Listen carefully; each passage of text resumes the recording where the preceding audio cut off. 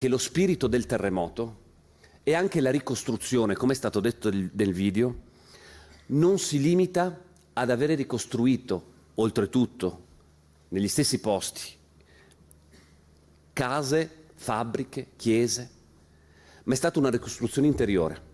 Per noi è un onore oggi poter ricordare la storia di questa terra, che non è solo una storia di tragedia, quella che ha colpito nel 76, ma è una storia di rinascita.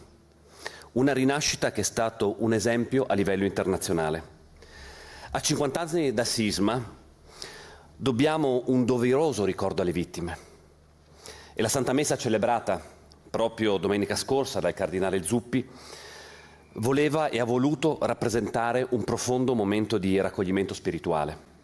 Ma questo anniversario non è solo memoria, è occasione di disegnare il nostro futuro ricordando i valori di quella lezione.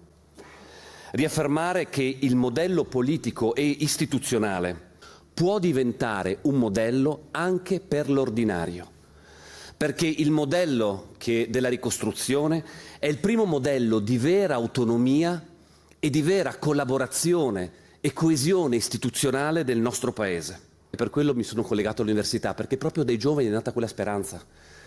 Perché pochi mesi dopo, a settembre, altre scosse hanno colpito e hanno distrutto quello che si riniziava a costruire. E quella speranza è rimasta insita all'interno della gente di questa terra.